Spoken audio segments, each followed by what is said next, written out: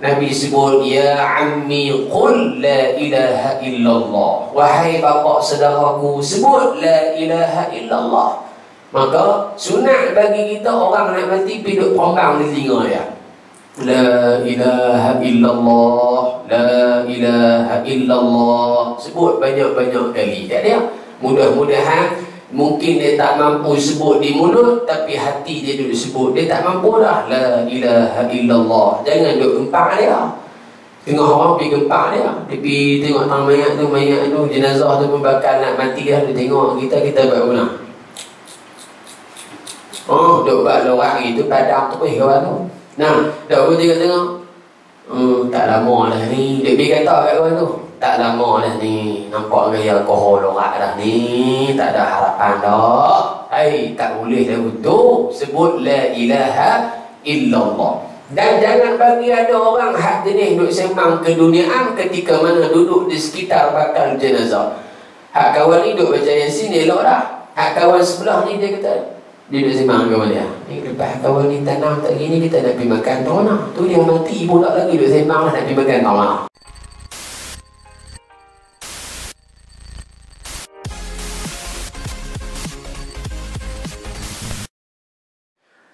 Muslimin dan muslimat, ibu-ibu, ayah-ayah yang dirahmati oleh Allah Subhanahu wa ta'ala, bersyukur kehadrat Allah pada pagi hari yang barakah ini kita dipertemukan oleh Allah di dalam Dewan Taraqi Matin pada hari yang barakah.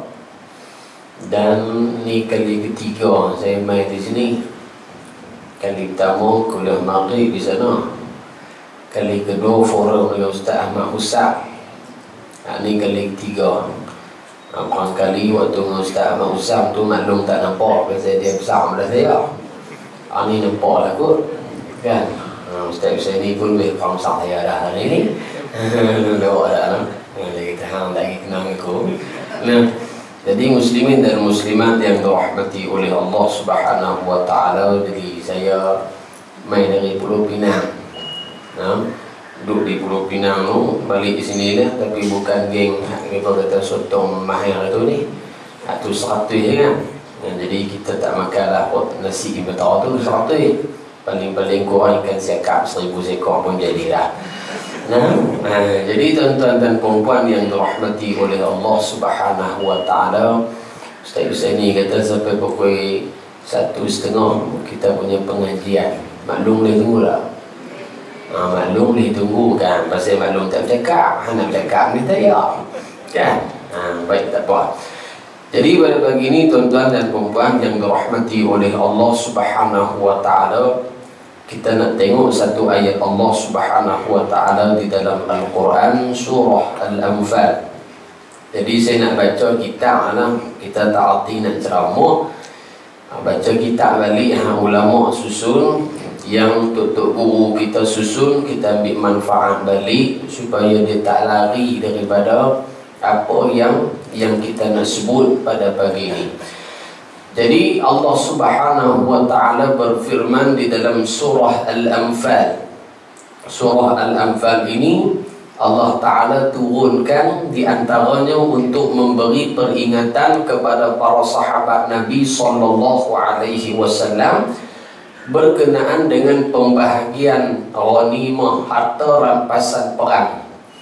Kerana satu ketika bila mana Islam menang dalam peperangan, para sahabat Allah Ta'ala uji, dia kelabu mata Zat. Nah, fitrah manusia ni bila nampak hak boleh ke dia tu, dia kelabu mata Zat. Siapa-siapa pun lagu tu lah. Jadi Allah Ta'ala turunkan yas'alunaka 'anil anfal. Yas'alunaka 'anil anfal, memberi teguran kepada sahabat Nabi sallallahu alaihi wasallam. Lebih kurang makna dia, wahai sahabat, tanya dulu Rasulullah sallallahu alaihi wasallam 'anil anfal, tentang al-ghanimah. Al-anfal itu juga maksudnya al-ghanimah, harta rampasan perang. Kamu nak beda-beda ni, tanya dulu Nabi Muhammad bagaimana kaedah nak bahagikan, berapa bilangan dan berapa kadar-kadar dia. Dalam surah Al-Anfal juga Allah Ta'ala cerita dalam satu ayat, ayat yang ke-30 membicarakan tentang konspirasi ataupun kita kata perancangan jahat yang dilakukan oleh orang-orang musyrikin Makkah nak menghalang dakwah Nabi SAW. Maka Allah Ta'ala nyatakan dalam ayat tersebut, A'udzu billahi minasyaitonir rajim, wa idh yamkuru bika alladhina kafaru liyuthbituka aw yaqtuluka aw yukhrijuka wa yamkuruna wa yamkurullah wallahu khairul makirin. Allah Ta'ala sebut, wa idh yamkuru bika alladhina kafaru, dan ingatlah wahai Muhammad sallallahu alaihi wasallam ketika mana pembesar-pembesar musyrikin Makkah mereka buat apa? Yamkuru, mereka membuat perancangan, membuat satu pakatan untuk apa? Untuk menangkap kamu, liyuthbituk, untuk tangkap kamu. Sebahagian para mufassir mengatakan liyuthbituk di sini ada di antara mereka yang mengatakan, saya cadang Muhammad ni kita tangkap bohlam jara. Ada yang kata tak payah bohlam jara, kita ikat dia, kita seksa dia. Satu pandangan begini, satu pandangan begini. Ala kulli hal, kita kata mereka nak tangkap Nabi dengan apa cara sekalipun. Aw yaqtulu, ataupun kita bunuh Muhammad SAW.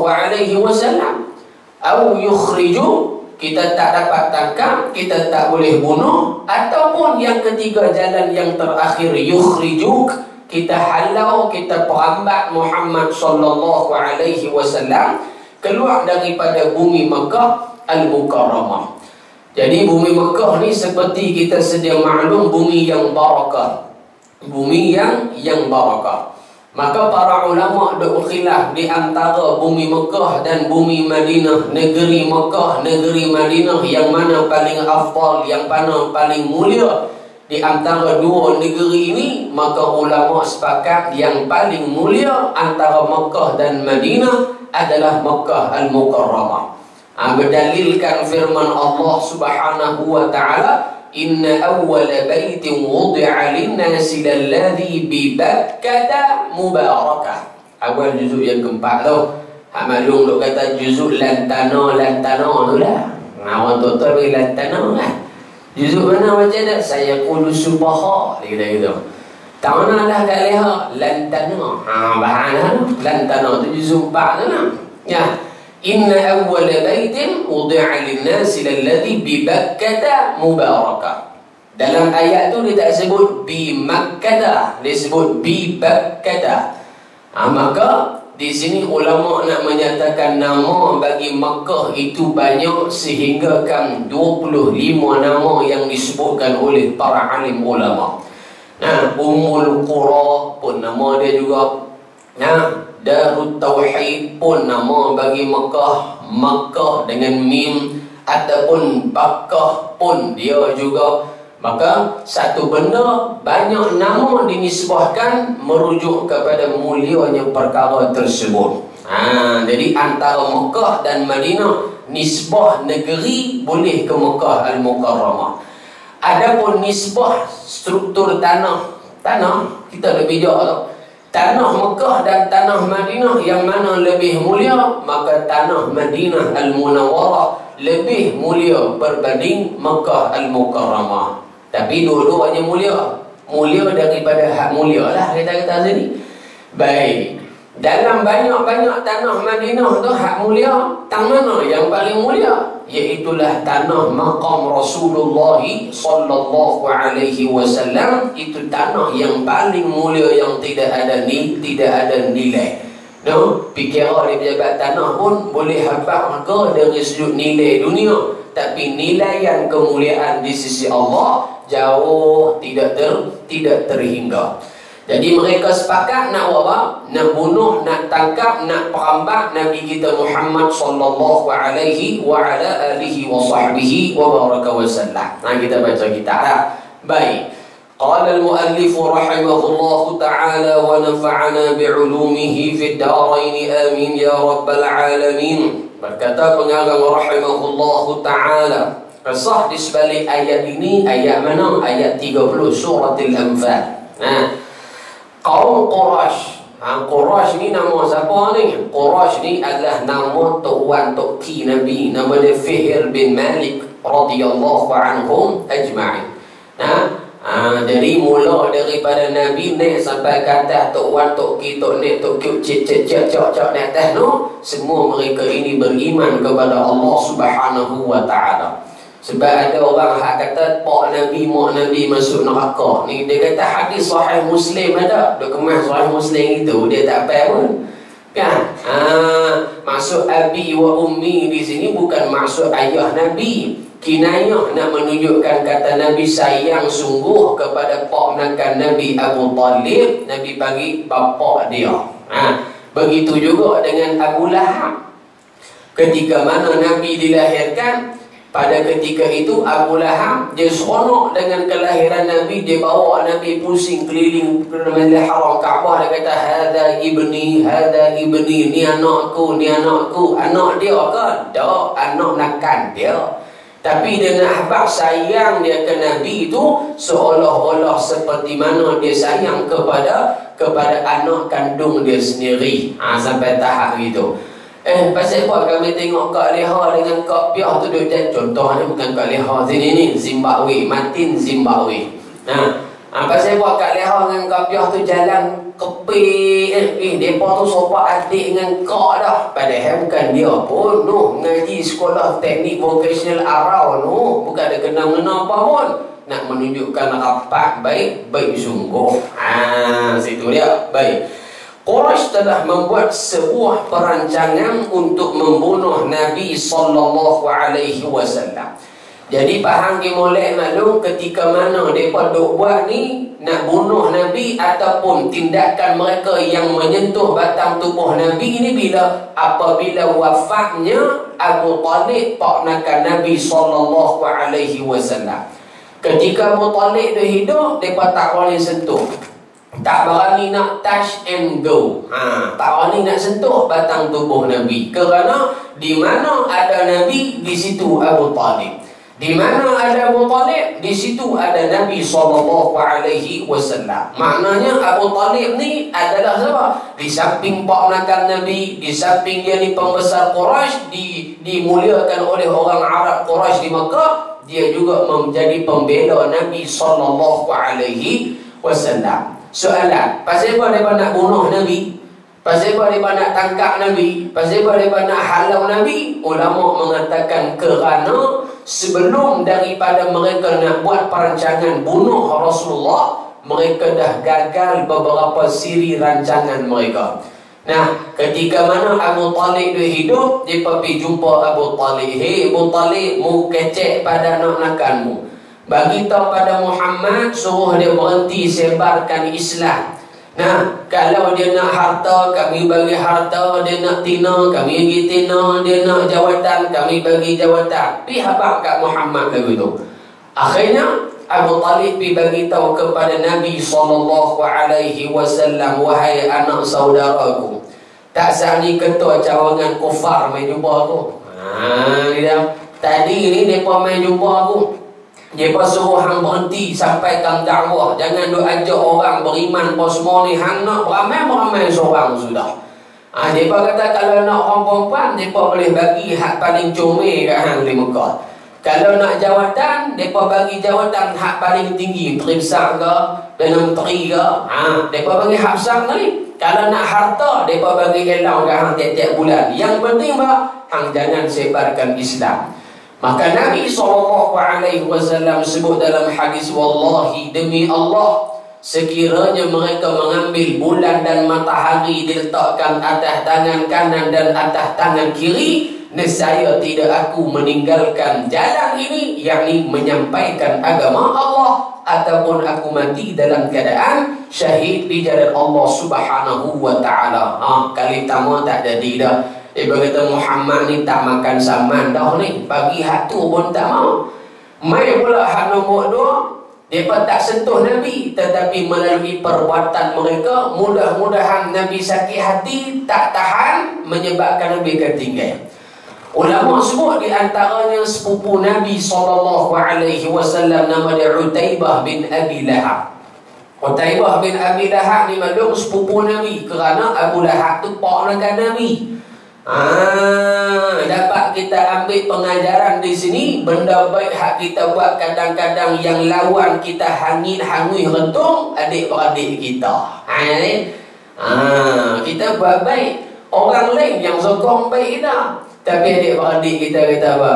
Dia tu dulu muda-muda kan bagus ingat. Pergi duduk dengan Ustaz Zaini tu, dia buat tunjuk baik tu. Ustaz Zaini dulu cukup jin dia tu tengok tu.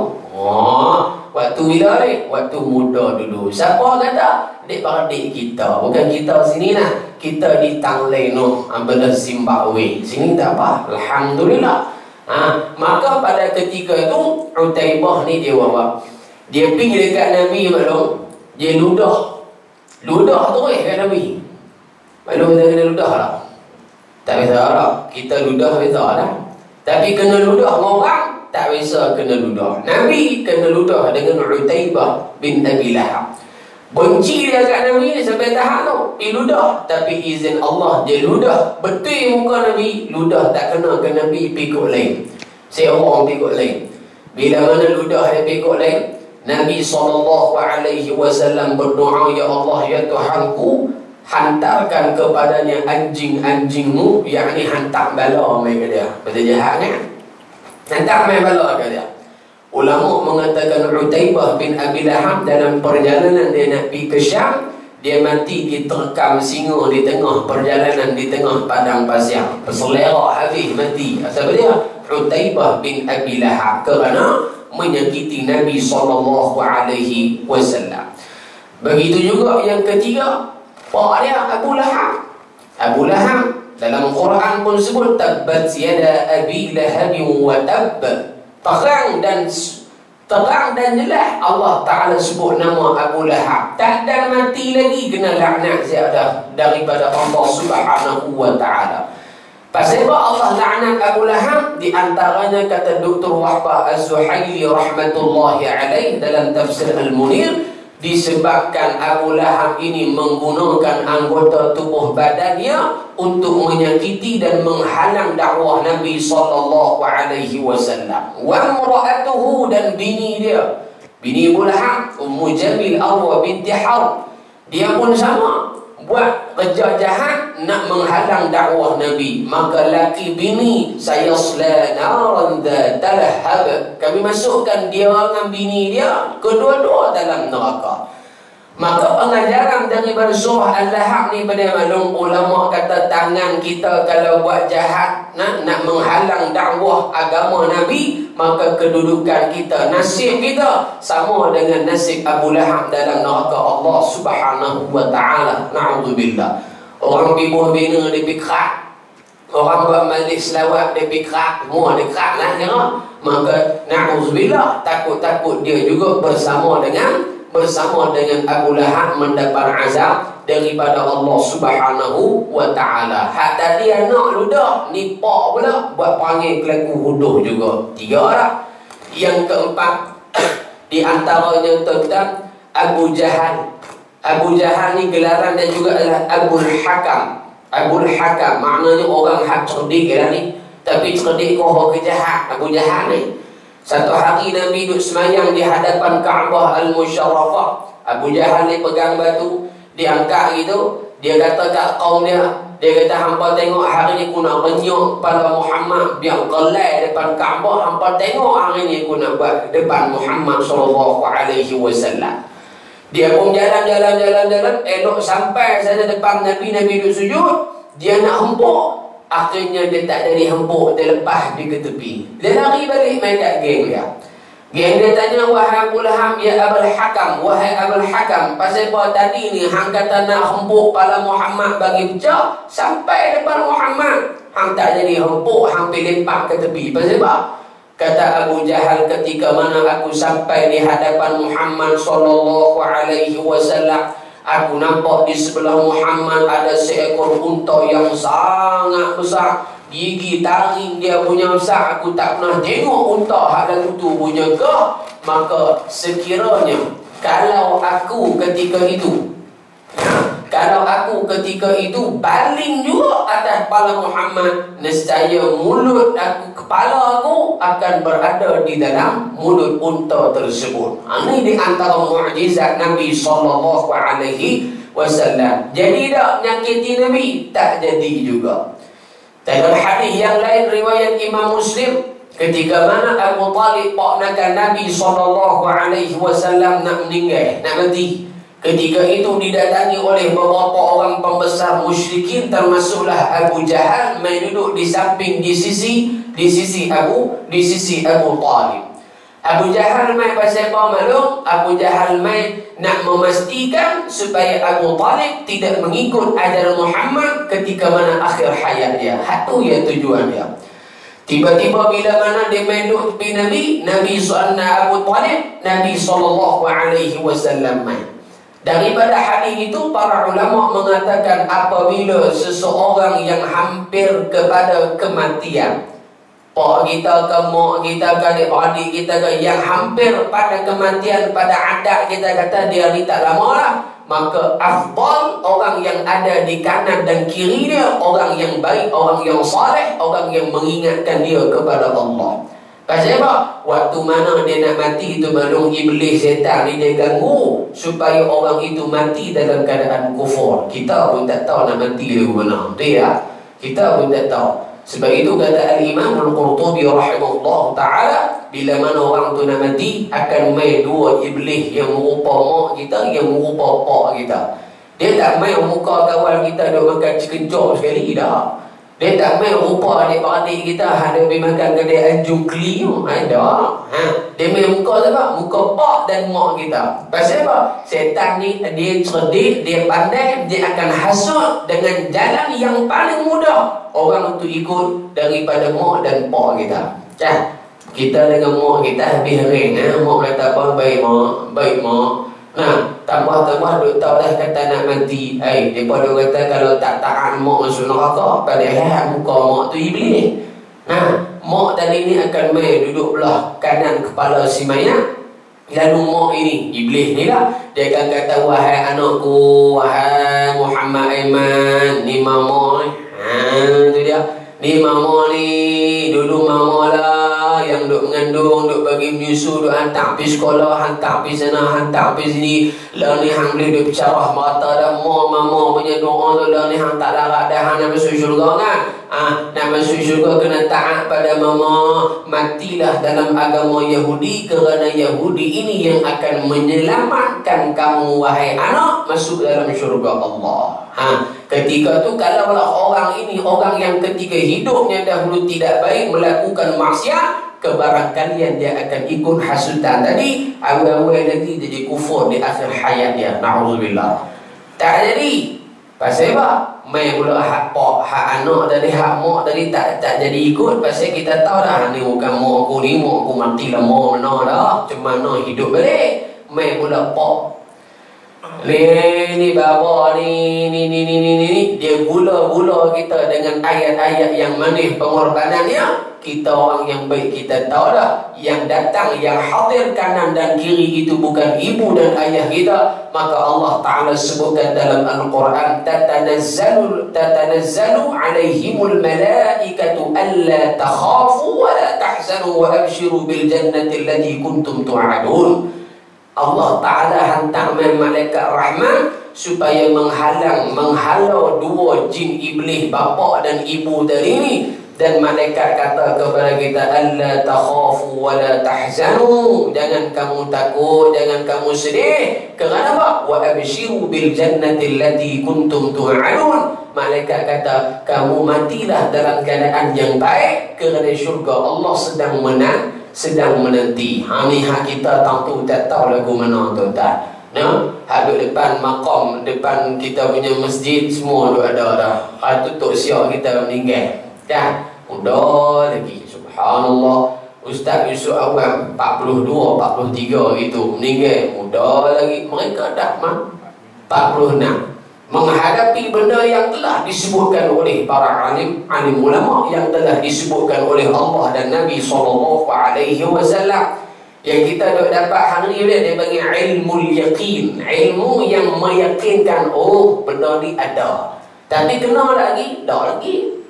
Lepas haluan tu, maka bila mana kita menghadapi saat-saat sakaratul maut, maka pada ketika itu barulah kita akan melihat apa dia? Ainul yaqin. Oh, nampak sungguh malaikat maut mai nak ambil nyawa kita. Ada yang mai rupa baik, ada yang mai rupa tak baik. Wal'iyadu billah.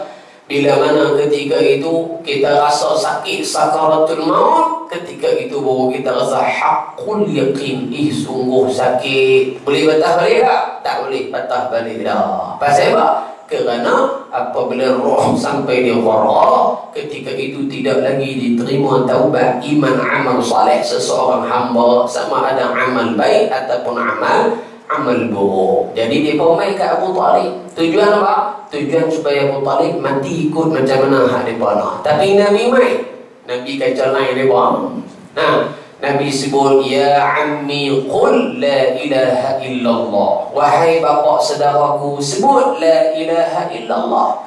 Maka sunat bagi kita orang nak mati pergi duduk perombang di telinga dia.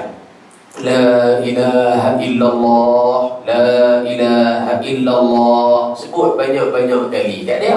Mudah-mudahan mungkin dia tak mampu sebut di mulut, tapi hati dia duduk sebut. Dia tak mampu dah. La ilaha illallah. Jangan duduk gempak dia. Tengah orang pergi gempak dia. Dia pergi tengok tang mayat tu, jenazah tu membakar nak mati lah. Dia tengok kita buat mana. Oh, duduk buat lorak gitu, padam tu pergi kawan tu. Nah, dah pun tengok. Tak lama dah ni. Dia pergi kata kat kawan tu, tak lama dah ni, nampak gaya alkohol lorak dah ni, tak ada harapan dah. Hai, tak boleh dah betul. Sebut la ilaha illallah. Dan jangan bagi ada orang hak jenis duduk sembang keduniaan ketika mana duduk di sekitar bakal jenazah. Hak kawan ni duduk baca Yasin, elok dah. Hak kawan sebelah ni dia kata, dia duduk sembang kawan dia, ni lepas kawan ni tanam tak gini, kita nak pergi makan tanah. Tu dia mati pula lagi duduk sembang lah nak pergi makan tanah. Siap bubuh dah, nak pergi tanam pun lah tempat Ustaz Huzaini hak datang ni kah? Bakang hak baru ni, abang-abang Ustaz, kita bisik pergi makan anjung keli tu. Hak kawan duk cungak-cungak dah, celaka Allah kata, aku tak mati lagi, doa tiada bagi mati. Pasal apa? Inilah benda-benda yang merosakkan keadaan orang yang hampir kepada kematian. Jadi Nabi sebut beberapa kali, Abu Talib kekal dengan apa yang telah dia fahami selama ini, maka dia mati dalam keadaan yang tidak beriman kepada Allah mengikut pandangan jumhur para alim ulama. Walaupun sebahagian yang mengatakan Abu Talib mati dalam keadaan kufur, wallahu a'lam, serah urusan dia kepada Allah Subhanahu wa ta'ala. Maka muslimin muslimat, ibu-ibu ayah sekalian, mula daripada Abu Talib mati saja, maka adalah perancangan mereka nak sentuh batang tubuh Nabi SAW. Apa dia antaranya? Inilah perancangan jahat mereka nak bunuh baginda Nabi kita Muhammad. Bila Abu Talib mati, Nabi sedih. Nabi nak minta ampun daripada Allah Subhanahu wa ta'ala. Maka Allah Ta'ala turunkan ayat dalam Al-Quranul Karim, surah At-Taubah ayat 113. Malum tabik dalam buku malum tahu surah At-Taubah ayat 113. Dalil haram mendoakan keampunan buat orang-orang kafir, hatta kalau dia ibu dan ayah kita, haram, tak boleh.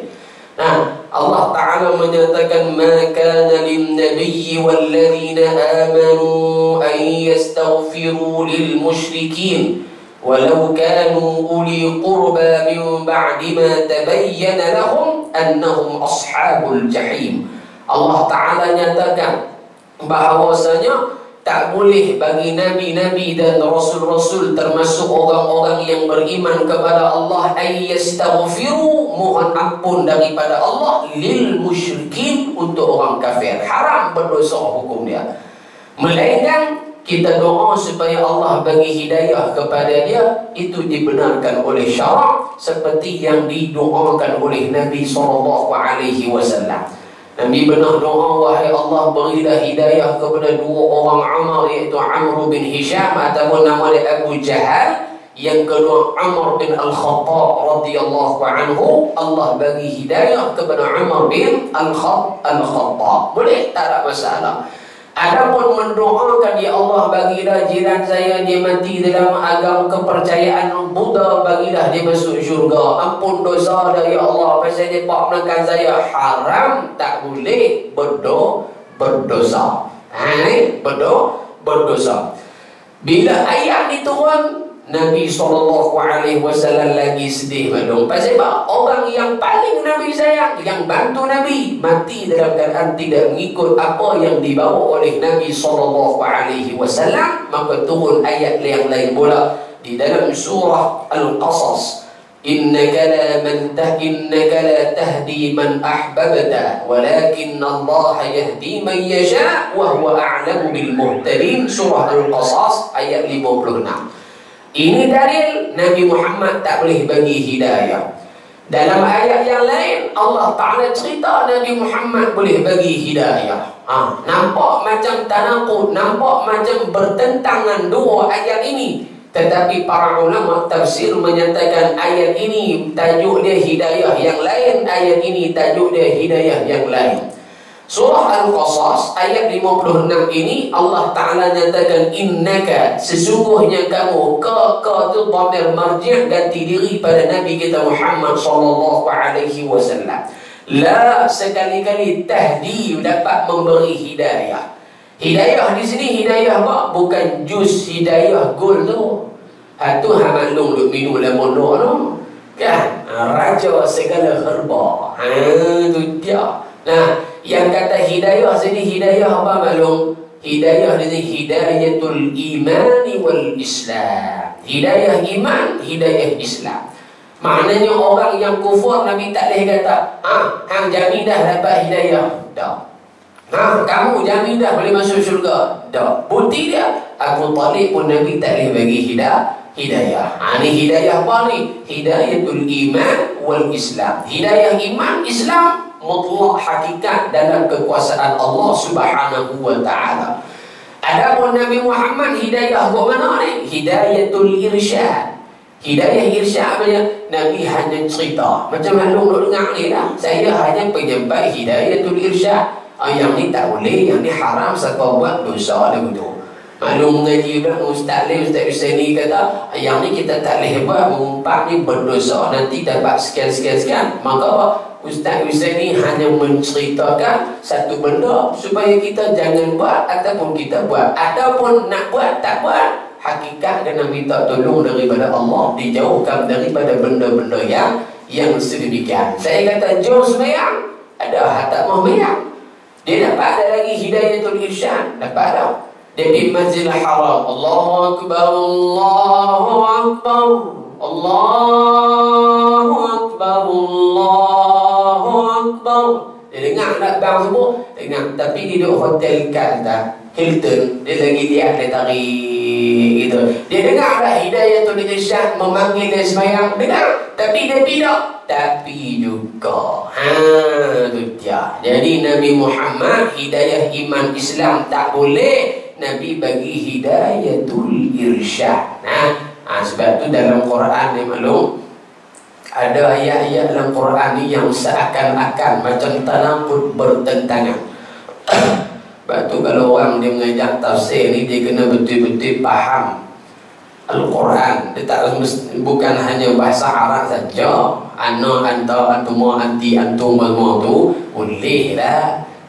Tapi dia nak faham makna ayat yang tersurat tu sangat-sangat susah. Kerana dalam Quran ni dia ada satu mu'jizat dari i'jazul lughawi. Mu'jizat dari sudut bahasa tu sangat hebat. Subhanallah. Hatta pakar-pakar Quran yang alim dalam ilmu tafsir pun dia pun tak boleh buat Quran sendiri. Kita kata Al-Imam Ibnu Kathir hebat tak tafsir Quran, hebat tafsir bil Ma'thur, dia punya tafsir hebat.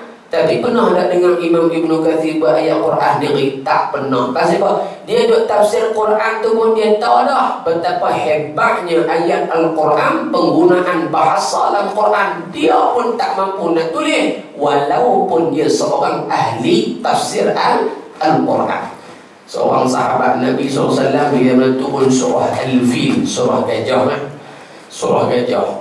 Allah Ta'ala sebut nama gajah, bukan cerita gajah makan apa, duduk tang mana, nak makan apa orang. Tak diceritakan tentang gajah umur apa, beranak di mana, nah sekolah mana. Tak jangan itu, tak sebut di situ. Hanya nama surah, ya surah Gajah. Tiba-tiba bila turun surah Gajah ni, seorang lelaki daripada musyrikin ni yang kita kata mukjizat Al-Quran dari sudut bahasa dimaklum. Kita duk faham itu, tapi rupanya kok lain. Bila dia dengar kata surah Gajah, fil gajah, dia duk bicara ke orang. Dia kata tengok Muhammad ni Rasul apa ni, dia cerita gajah ke orang. Dia kata awak ingat kita takti dah gajah tu dia guna. Dia nak becek Nabi Muhammad ni. Dia duk faham makna gajah tu, dia cerita kata gajah dalam surah tu. Maka bila mana lelaki ni duduk depan seorang sahabat ni, diceritakan oleh guru kita, dia kata apa? Dia kata kalau Muhammad dia mengaku dia Nabi Rasul, dia cerita oleh gajah, aku pun Nabi Rasul, dia cerita gajah apa? Dia baca Al-fil, mal-fil, wa ma adraka mal-fil. Dia ulang gitu. Hak cerita gajah Allah Ta'ala habang ni bukan cerita gajah telinga sama. Allah cerita pasal tentera bergajah, bukan cerita gajah. Dia duk faham kata Allah cerita gajah, Nabi Muhammad ni Rasul apa cerita pasal gajah. Dia ingat kita bodoh dengan macam dia. Nampak tak? Itu antaranya. Dalam ayat yang lain, hak kata Quran ni, Allah sebut pada ayat yang kedua surah Al-Baqarah, Zalikal kitabu la raiba fihi hudan lil muttaqin. Kalau kita mengaji qiraat, di situ ada satu wajah bacaan, Zalikal kitabu la raiba fihi hudan lil muttaqin, di tasydid dan disambung terus. Tak apalah. Ini kitab yang Al-Quran. Hudan lil muttaqin, memberi petunjuk kepada orang bertakwa. Okey, jelas kan? Dalam ayat yang lain, Allah Ta'ala berfirman dalam surah Al-Baqarah, Syahrul Ramadan alladhi unzila fihi al-Quran hudan lin-nasi wa bayyinatin minal huda wal furqan. Al-Quran turun untuk apa? Hudan lin-nas, hidayah kepada manusia. Ayat 2 tu kata hudan lil muttaqin. Kok mana pula? Hak ni kata untuk orang takwa. Hak ni kata untuk sekalian manusia. Quran ni turun kata apa maknanya? Dia pening gitu. Maka ulama mengatakan Syahrul Ramadan alladhi unzila fihi al-Quran hudan linnas, secara umum penurunan Al-Quran itu umum, turun untuk semua manusia. Hang Hindu kah, hang Kristian kah, hang Islam kah, hang siapa pun, Al-Quran ini petunjuk semua. Baik, settle. Tapi orang yang mengikut Al-Quran, orang yang percaya dengan Quran, orang yang beramal dengan Al-Quran, mengaplikasikan Al-Quran, yakin dengan Quran, mereka ini duduk ayat yang kedua surah Al-Baqarah. Zalikal kitabul la raiba fihi hudan lil muttaqin. Jadi siapa yang ambil pengajaran pada Quran, dia orang takwa. Baik, apa yang Allah Ta'ala sebut lagi dalam Quran? فَمَنْ خَافَ مِنْ مُوصٍ جَنَفًا أَوْ إِثْمًا فَأَصْلَحَ بَيْنَهُمْ فَلَا إِثْمَ عَلَيْهِ إِنَّ اللَّهَ غَفُورٌ رَحِيمٌ يَا أَيُّهَا الَّذِينَ آمَنُوا كُتِبَ عَلَيْكُمُ الصِّيَامُ كَمَا كُتِبَ عَلَى الَّذِينَ مِنْ قَبْلِكُمْ لَعَلَّكُمْ تَتَّقُونَ. Dalam Quran Allah suruh puasa. Kewajiban tak? Kewajiban. Baik. Suruhan tak? Suruhan. Baik. Secara umum orang tahu puasa itu wajib. Kan? Orang Islam kita kata.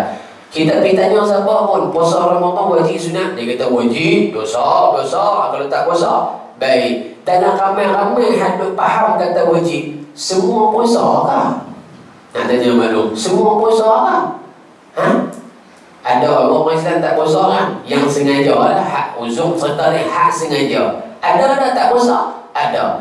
Maka mereka yang tak puasa ini duduk pada mana? Hudan linnas sahaja. Adapun maklum hak puasa, hudan lil muttaqin. Apa hubung kait dia? Al-Quran suruh orang puasa, natijahnya la'allakum tattaqun. Nampak tak di situ? Mukjizat Al-Quran dari sudut penggunaan bahasa dan juga kalimah-kalimah dia. Subhanallah. Jadi kalau kita faham sungguh, maka ibu-ibu sekalian, sebab itu ada ulama dia boleh baca kitab tafsir sampai berpuluh-puluh tahun. Laki dia baca, laki dia nampak, laki dia baca, laki dia nampak. Kita baru buka pejam dah, nak nampak apa mana? Baru buka, tutup nanti baca, pakai tak jumpa apa lah. Bukan kita mati ni tempat leno Zimbabwe. Tu dia. Baik, sambung lagi maklum. Sikit nak habis ni. Baik. Mereka bermesyuarat, mereka orang kafir Quraisy bermesyuarat di Darun Naduh, iaitu rumah Qusay bin Kilab, yang menjadi tempat orang-orang Quraisy memutuskan sesuatu keputusan. Jadi Qusay bin Kilab ni dia orang duk pergi buat puak di rumah dia. Lebih orang ketua cawangan lah kawan ni di Mekah ni. Rumah dia ada markah itu, duk sembang apa-apa keputusan di rumah Qusay bin Kilab. Baik. Maka mereka mula membentangkan idea-idea jahat mereka. Lalu salah seorang daripada mereka memberi cadangan. Saya cadangkan supaya dia Muhammad dipenjarakan. Seorang ni kata, saya cadang Muhammad ni kita tangkap, jawab terus. Senang, dia duduk dalam tu, dia tak kacau kita dah. Hak kawan ni kata. Dengan itu, dia Nabi Muhammad tidak dapat lagi membuat perkara-perkara yang menyusahkan kita. Makna perkara menyusahkan dia tidak dapat lagi menyebarkan dakwah dia. Dia tak boleh lagi nak hasut kepada penduduk Mekah ni supaya meninggalkan fahaman ajaran sembahan berhala.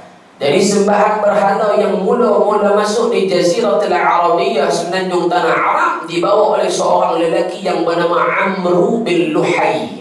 Disebutkan Amru bin Luhai, disebut dalam kitab tafsir Syekh Muhammad Abu Syahbah. Nama dia Amru bin Luhai. Dia ni orang yang mengikut syariat Nabi Ibrahim pada asalnya. Tapi satu hari dia bermusafir ke Syam. Jalan. Di Syam tu dia tengok ada orang duk sembah berhala. Jadi dia nampak penyembahan berhala itu satu benda yang menarik minat dan orang akan lebih yakin. Oh, kalau sembah Tuhan tak nampak ni jadi macam tak ada apa. Tapi kalau tu ada seketui depan, ni lagi sepoi lah. Menyebabkan ketika itu dia bawa balik satu berhala yang pertama kali dibawa masuk ke semenanjung tanah Arab yang bernama Hubal.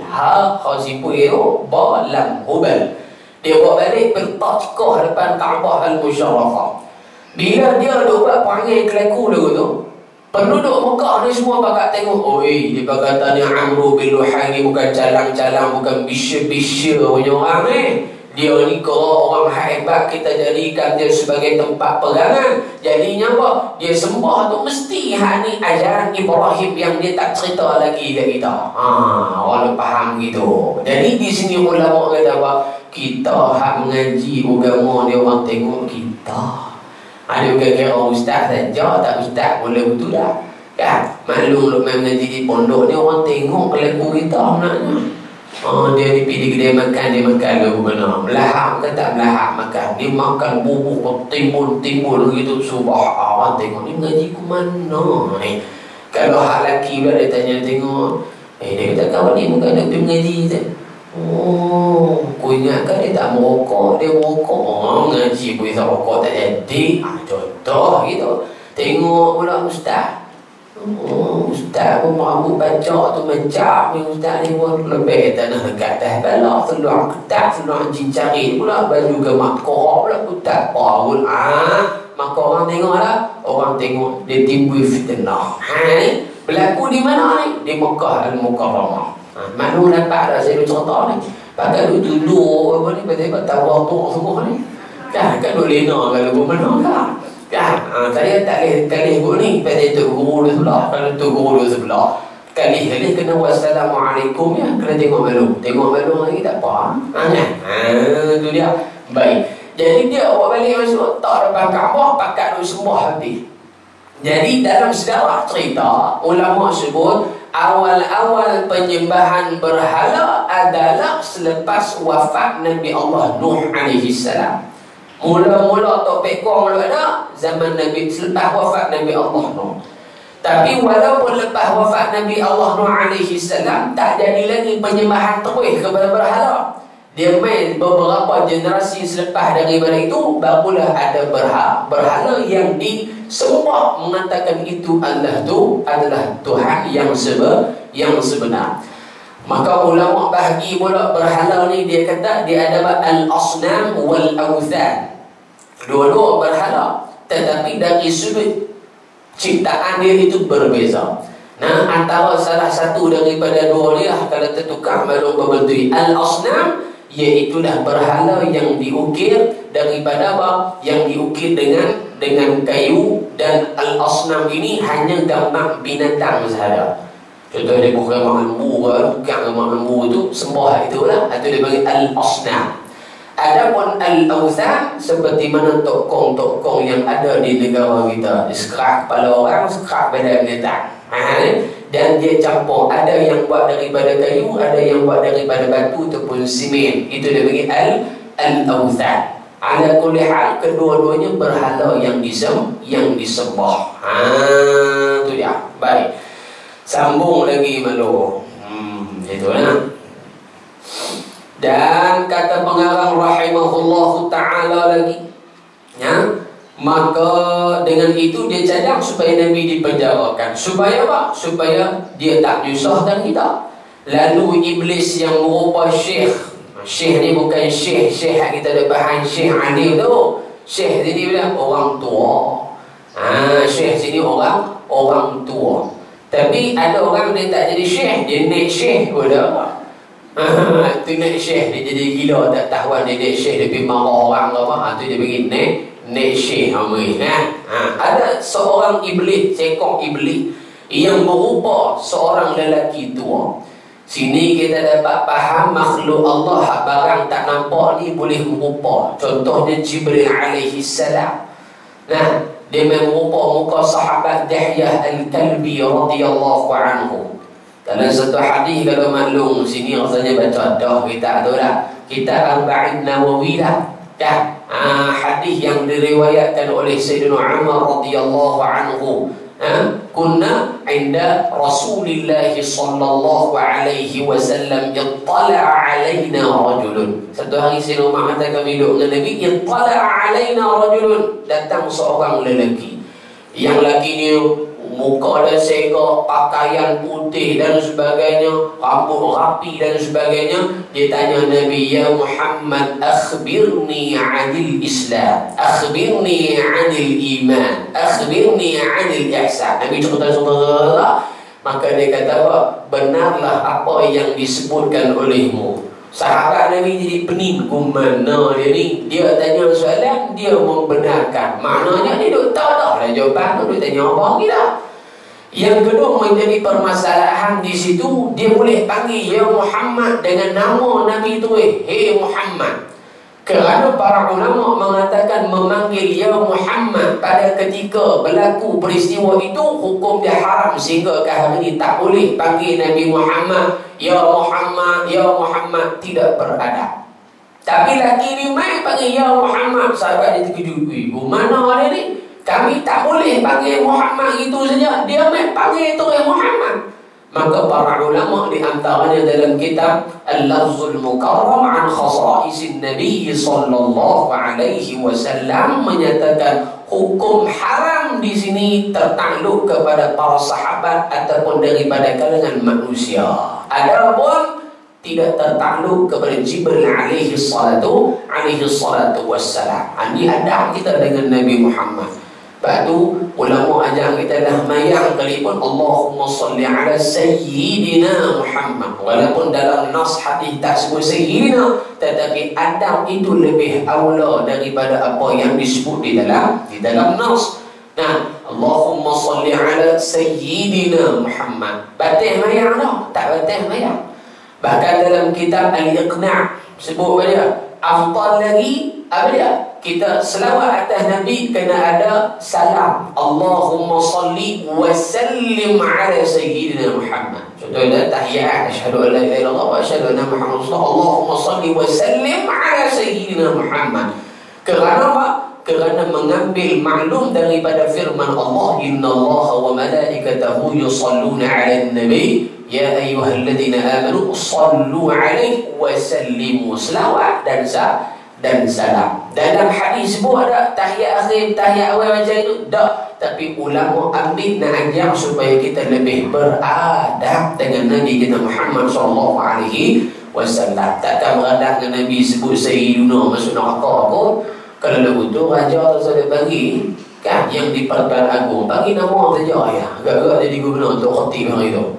Allahumma aslih a'immatana wa ulata umurina wa ayyidillahumma bitaufiq wal hidayah maulana Sri Paduka Baginda yang di Pertuan Agung. Buang satu semua bid'ah belakang tu saya duk kan yang kita hormati tak payah duk kita hormati raja meluk sebelah, agung meluk sebelah. Yang kita raikan pada hari ini Abdullah, bagi Abdullah saja ya. Boleh gitu tak belum? Haram tak? Tak haram. Tapi likulli maqam maqal. Setiap orang yang ada kedudukan ada panggilan dia. Maklum nama apa? Rafi'ah. Contoh. Balik bila rumah lagi selalu anak dia panggil mama. Balik lagi anak dia tak panggil mama. Pi'ah balik. Agak-agak anak tu dia jadi bawah ni. Ayah balik nama apa? Nama Abdullah. Anak dia bagi Daddy. Mengaji pondok pun bagi Daddy tu. Contoh Daddy. Nama Allah. Buka Assalamualaikum. Dolah balik. Anak tu letak di dinding kita bagi. Pasal apa? Orang asamnya tu hang panggil pun dolah ya. Baik, salah ke? Tak salah betul nama dolah. Kok kampung bagi dolah. Lagi teruk dia bagi dolah, bom balik. Dia tambah pula bom. Kata dia murung anak dia, kata nak pergi gelap, dia gelap tak pipi. Bom teruk. Tidak tahu. Ada anak kita bagi kita mama, papa, daddy, papi, hash, papi, segala mereka dia bagi tu beradab. Dia nak bagi nama kita Ismail kan? Ismail. Dia bagi Ismail kan kita. Budak tu lekat di sini malam tu. Nampak tak? Ini apatah lagi kita dengan Rasulullah sallallahu alaihi wasallam, lagi kena beradab. Tu dia. Faham lah. Kita tak erti nak senang dia baca kok kita gini ya. Kita bodoh gitu. Tu dia. Baik. Secara ringkas nama lu, mai pula kawan hak nombor 2. Dia kata apa? Di sini nama dia apa? Nama dia yang kedua dia kata kalau lagu tu tak apa. Iblis ni dia kata apa? Dia kata aku tak apa nak setuju kita penjara Muhammad. Ada tak cadangan hak lain? Ni kata Iblis ni dia pandai. Dia main kita ya. Main hak nombor 2 dia kata kalau lah yang Tuhan tak mau terima ni cadangan aku, kita perambat Muhammad SAW. Kita tangkap perambat Muhammad keluar bang. Kita tangkap dia. Bila tangkap dia, Iblis kata tak boleh kita tangkap dia, tak boleh. Jadi masalah. Mangkil Abu Jahal. Abu Jahal kata apa? Amr bin Hisham. Abu Jahal ni maklum mati dalam perang Badar tahun kedua Hijrah. Siapa bunuh ni? Abdullah bin Mas'ud radhiyallahu anhu. Tapi sebelum dia mati tu dia kena hawi dengan 2 beradik. Nama dia Mu'ad dan Mu'awif. Kalau tak silap, 2 beradik ni dalam riwayat kata sebelum berlaku perang Badar tu, diri depan sah depan ni, antara 2 beradik ni tengah-tengah mereka Abdul Rahman bin Auf radhiyallahu anhu. Ibarat gini lah betul kau ni kan. Situ dah bubur berapa tujuh boleh contoh. Begitu. Nak perang ni. Ni depan ni musuh, bukan maklum lah. Contoh lah depan paling sana tak nampak, depan ni tak nampak. Baik, ni. Abdul Rahman bin Auf kali tengok ni, kali tengok ni, dia kelih itu.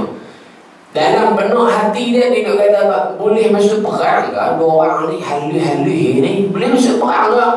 Kan? Sumpah kita dengan tengok. Dia ni boleh jadi imam kan? Tengok halus je pun ni. Bawa pegang satu ni 5. Lebih kurang lagu tu. Dia tengok kanan, dia tengok kiri, dia tanya, ni hampa 2 ni masuk orang? Dah budak, remaja.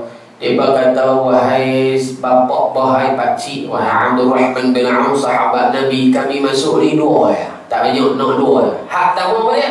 Yang pertama kami nak bunuh Abu Jahal. Tu dia remaja nak bunuh Abu Jahal. Lagilah Abdul Rahman bin Auf duk fikir, ku mana kami hak lama duk dengan Nabi Abu Jahal tak boleh bunuh lagi. Hang baru nak masuk perang nak bunuh kawan tu dah. Ingat dia apa? Dia tu orang besar tu, orang hebat. Kalau tak boleh bunuh, dia berkata kalau tak boleh bunuh pun tak apa, kami mati syahid di jalan Allah di medan perang. Tu dia payah cari orang zaman dah ni lah. Baru ni kita pergi baca kitab di satu tempat. Duk kata lah budak ni apa lagi mesti terabuk ni, terabuk sungguh. Nak kata untuk wali pun dah juga. Ya, pom terabuk tengah jalan. Kawan-kawan dia main butik, ada juga hadis lagi tu pun. Banyaklah duk angkat motor. Kita buat 2 tayar, dia bagi 1 tayar. Lepas ni kita try buat tak ada tayar. Dia nak angkat kau benar pula, kita tak ada kali lebih bertuah. Kan? Jadinya bila mana mula saja perang, Abdul Rahman bin Auf kata apa? Aku tengok 2 beradik ni dia terpa pergi kat Abu Jahal seperti mana 2 ekor burung gagak yang hitam. Maksudnya terpa pong begitu. Mati dah Abu Jahal dalam perang tu? Tak mati lagi. Bila habis perang, Nabi tanya, wahai sahabat, siapa yang volunteer nak pergi cek tengok kot-kot ada kawan-kawan kita tak mati lagi, kita boleh ambil dia rawat apa semua. Abdullah bin Mas'ud katakan, ya Rasulullah, saya Allah bin Mas'ud ni di antara sahabat Nabi yang rendah, dan dalam riwayat dia adalah sahabat Nabi yang ke-6 memeluk Islam. Nah, dia masuk tengok-tengok ada satu orang Tok Haji lebih longgang ni tak berhenti. Duk nyawa-nyawa ikan, ho-ha gitu. Dia pun tanya, dia kata, baik. Abu Jahal jawab dengan sombong, sis, dia kata, hang tak kenal aku nak mampus dah orang tua ni pun berlagak kami. Dia kata, aku Abu Jahal panglima yang hebat. Kawan duk dengar lama dah nama orang tua ni. Lauk dia baru disyarahkan oleh guru kita. Bila mana dia kata hak tu Abu Jahal, Abdullah bin Mas'ud tak tunggu dah. Hak tu kira breakfast dia lah itu. Dia buat mana? Lagu ni dulu. Cerita contoh. Tapi hak ni yang diriwayat disyarah oleh guru kita. Abu Jahal dia buat ni, dia mana? Dia naik atas Abu Jahal, pijak atas Abu Jahal, dia tunggu tu. Gitu. Sadaqallahul azim. Selamat jalan orang tua tu. Siapa? Abu Jahal. Siapa bunuh dia? Abdullah bin Mas'ud, sahabat Nabi yang rendah, tetapi jasa dia besar, jasa dia tinggi, membunuh musuh Allah Subhanahu wa ta'ala. Habis. Abu Jahal kata apa? Dia kata kita bunuh Muhammad. Iblis kata kalau bunuh Muhammad ni jadi masalah. Pasal apa? Sehari geng dia main tuntut habis tu. Iblis kata lagu ni lah kita kumpul semua kabilah-kabilah Arab ada kat tempat kita ni, setiap kabilah satu wakil. Kata 20 kabilah 20 orang. Kita pergi bunuh Muhammad. Kalau Muhammad mati, nescaya dia tak berani tuntut bela lah geng-geng dia. Pasal apa? Hak bunuh dia ni mewakili semua kabilah. Muhammad satu yang kabilah dia. Oh, dia berkata pandai juga orang tua orang pakai ke iblis. Nah, akhirnya mereka setuju, himpun beberapa orang pemuda, mereka pergi depan rumah Nabi SAW yang pada hari ini di mana? Di Mekah lah kan. Rumah Nabi SAW di Mekah. Tak mana? Tepi Bukit Marwah tu mereka buat tandah lah ni. Jadi mereka buat tandah, geng-geng tu buat tandah. Nah, jadi antara atas nasihat guru kita, kalau nak pergi kencing tu sudah pergi kencing dong tu dah. Pergi kencing tempat lain. Kerana di situ ada tapak peninggalan rumah Nabi kita Muhammad SAW. Adab kita dengan Rasulullah. Kita kalau tinggal rumah sewa kosong, tengok-tengok mak pi masuk kencing itu. Rasa mana? Rumah aku duk mayang lelaki aku ni, hang boleh masuk kencing gitu no. Hak ni rumah Rasulullah, hamba Allah yang paling mulia di sisi Allah Subhanahu wa ta'ala. Himpun depan rumah Nabi. Ketika itu Nabi perintahkan Ali bin Abi Talib ganti tempat tidur Nabi, diselimut dengan selimut yang berwarna hijau. Kerana warna hijau ini pakaian ahli syurga Allah Subhanahu wa ta'ala. Nabi pun keluar dari jalan depan. Setengah yang kita duk dengar tu baca waja'alna tu ayat 9 kan, mula pada situ.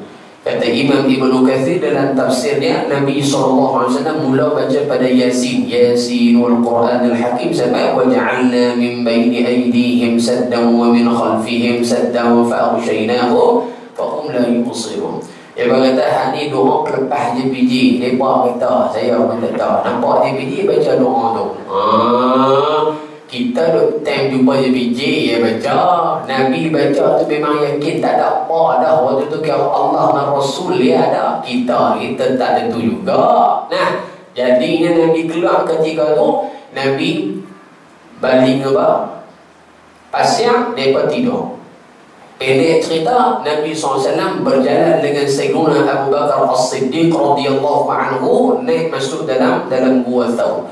Duduk 3 hari 3 malam. Yang hantar makanan siapa maklum? Asma binti Abi Bakar radhiyallahu anha wa ardaha, kakak Sayyidatuna Aisyah radhiyallahu anha. Nah, umur dia waktu tu duduk mengandung maklum.